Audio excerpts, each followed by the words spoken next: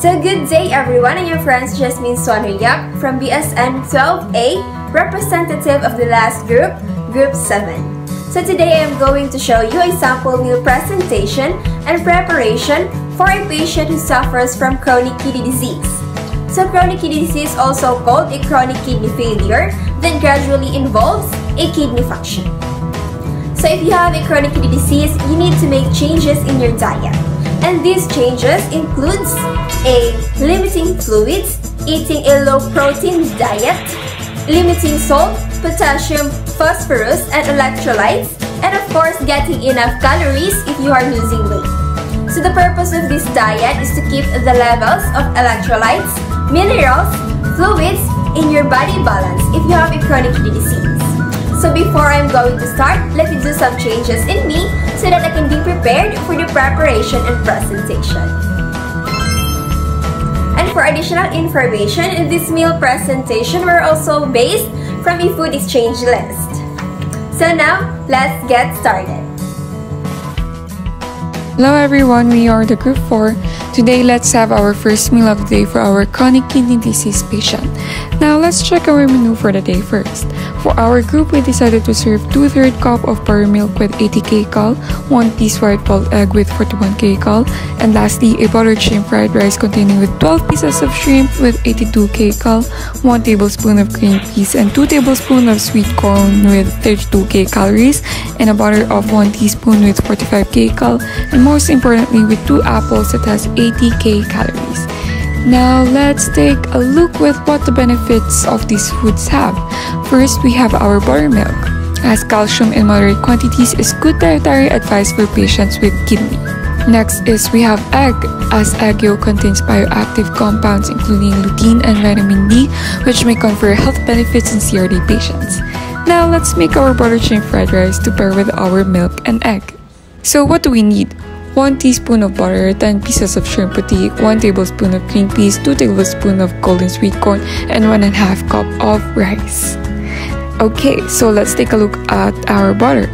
Small amount of butter is kidney friendly as they also need small amount of fat intake. Next is we have our shrimp, as this can be a source of protein in the renal diet. Next is we have green peas, as these vegetables have less phosphorus that are good for kidney-friendly recipe. Next is we have corn, another good source of vegetable for CKD patient. And lastly, we have white rice. This provides energy or carbs and is low in minerals of concern for people with kidney disease. Now that it is complete, we can now cook our fried rice. Lastly, we have apples, as it has important fiber called pectin, which may help reduce some risk factors for kidney damage. And lastly, for our meal presentation, we have apples, fried rice, and milk. So we are good for today's breakfast. Now, we are going to boil some water for our sinabawang galunggong. Let's wait 20 minutes until the water is boiling.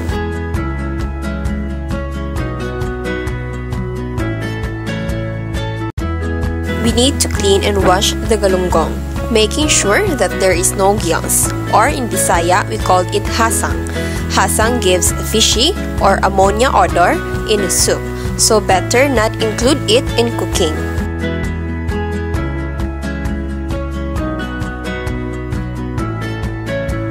Now, let's prepare the spices such as lemongrass, onion, ginger, and tomato. Spices contributes rich flavor to food without adding any calories, fat, sugar, or salt. Herbs and spices also add flavors to dishes, which again increases their complexity, but also complements or plays counterpoint to other flavors already present. Cut each end of the onion, then slice it horizontally.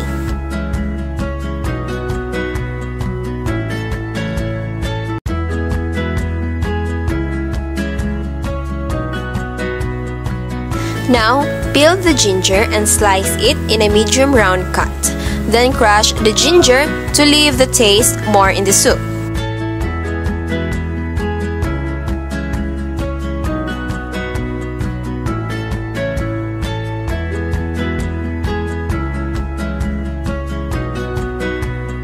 Lastly, slice the tomato and it should be parallel to the last one.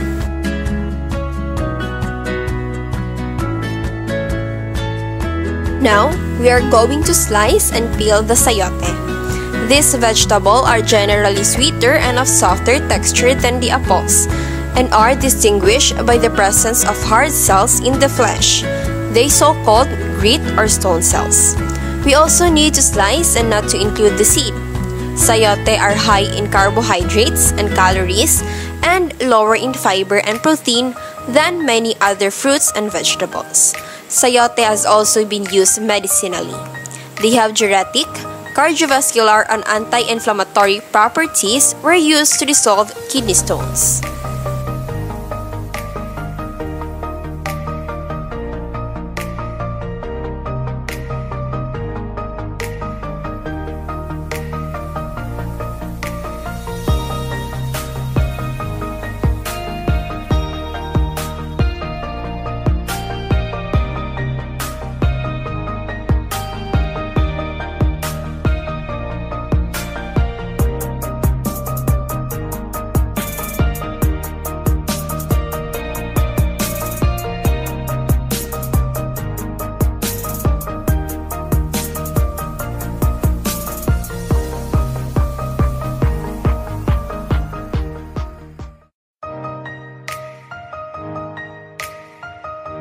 And ta-da! Spices and vegetables are now ready. But before we proceed, let's boil another water for our hard-boiled egg. I am going to put 1 egg. Protein foods are essential to help keep your body healthy, repair body muscle and tissue, and heal wounds. Then let's wait 20 minutes. Now that the water for our sinabawang galunggong is ready, let's put 3 pieces of galunggong, 14 by 3 1/2 cup, and has a total of 123 kcal. Fun fact about galunggong: galunggong are the most cheap and common fish that are widely used, available in wet markets. Also, fish are good source of protein. Now let's wait for 5 minutes. After 5 minutes of waiting, let's now put the spices to add some flavors for our sinabawang galunggong.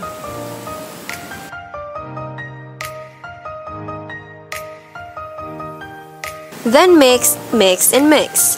Let's wait for 10 minutes so that the flavor will be absorbed by the fish and for our soup to be more tasty.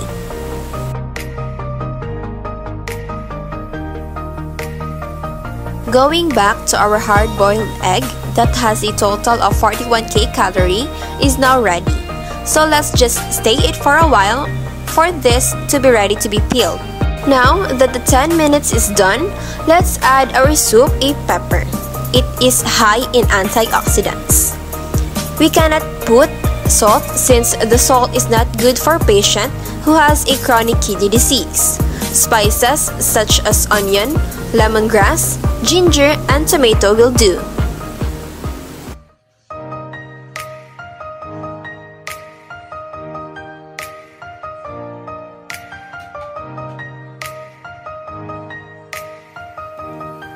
After 5 minutes of waiting, we can now add 1 cup of sayote. After another 5 minutes of waiting, we need to add malunggay. You'd be surprised to know that these tiny leaves actually contain more nutrients than any other food sources. Malunggay nutritional facts include having 7 times of vitamin C of orange, 4 times the vitamin A of carrot, and 4 times of calcium of milk, thrice the potassium of bananas, and twice the protein of yogurts. Now, our sinabawang galunggong is ready. Of course, lunch is incomplete without rice. Rice is a rich source of carbohydrates, the body's main fuel source.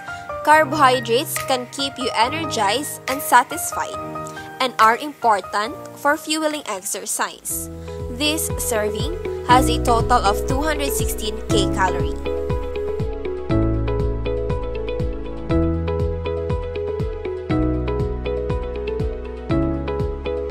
And now, let's do the presentation.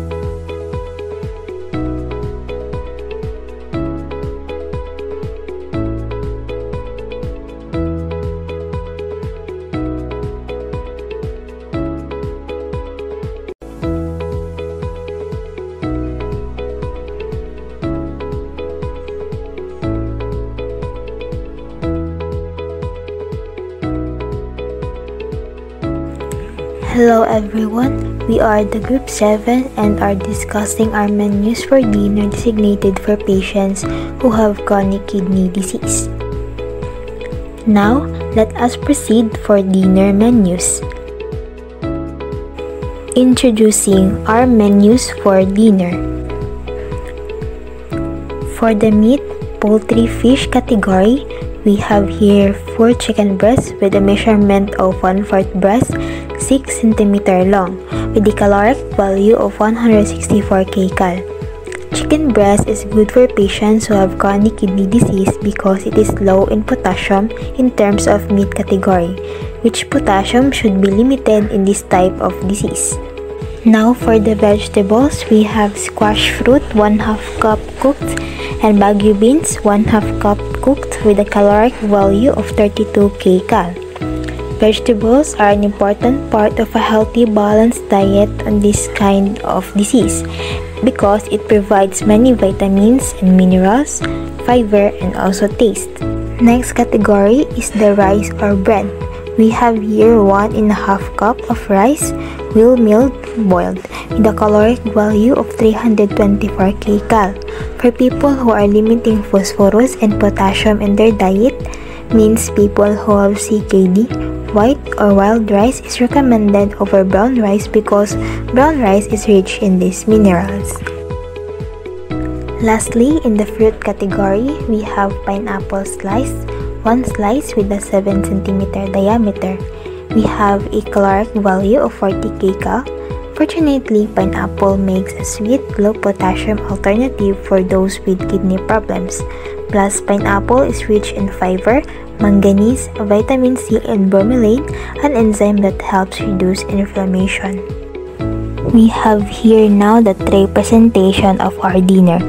We mixed the meat and veggies by stir-frying it, and here we have a slice of pineapple. Always remember that we need to have a kidney-friendly meal plan when a patient has chronic kidney disease. Watching what to eat and drink will help to stay healthier. That would be all for the dinner. Thank you.